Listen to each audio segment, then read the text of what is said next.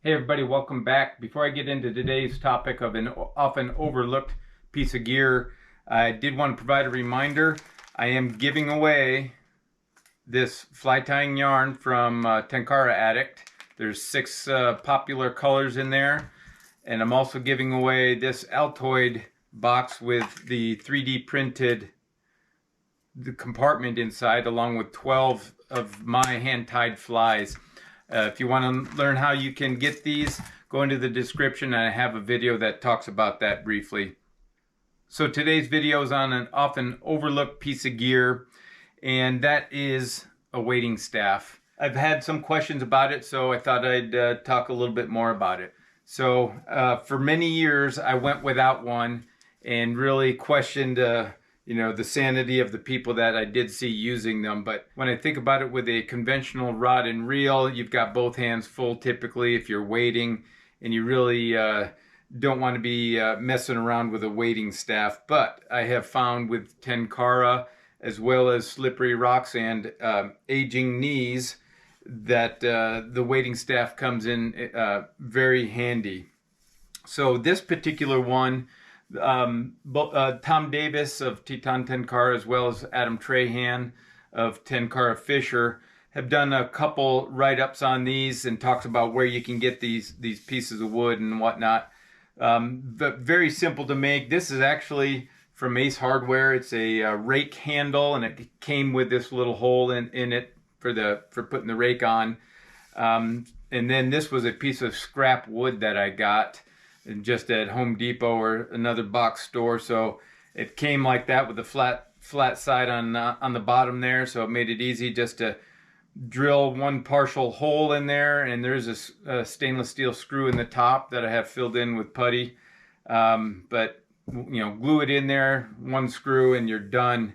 And then I played around with the paracord, just watching videos on YouTube. So if you watch Teton Tenkara's videos, you'll see he doesn't have this on there. He's just got some tape and some sort of wrapping on there. I've also seen, and I can't remember which one it was, also a piece of tape around the bottom. I think that was Adam Trahan's, kind of measuring the water depth. So that also comes in very handy. But I use it for a lot of things besides a wading staff, actually. So aside from the normal deal, where it comes in handy is actually with this T-handle on the top. So a number of times I've been snagged in a tree or something, and I've been able to reach and get this, in the, jam it into the branches and pull the limb towards me in order to allow me to reach and retrieve the fly. So it's been handy, as well as snag sometimes in the bottom if the water's a little deeper than I want to go diving for, or past my arm length to get something off the bottom if I'm snagged. It also comes in handy for that. Of course, you can kick it if you want to as well. But so I do measure water depth, especially in pocket water where there's white water and you can't really see very well. Comes in handy to make sure you're not going to step in any holes and go swimming.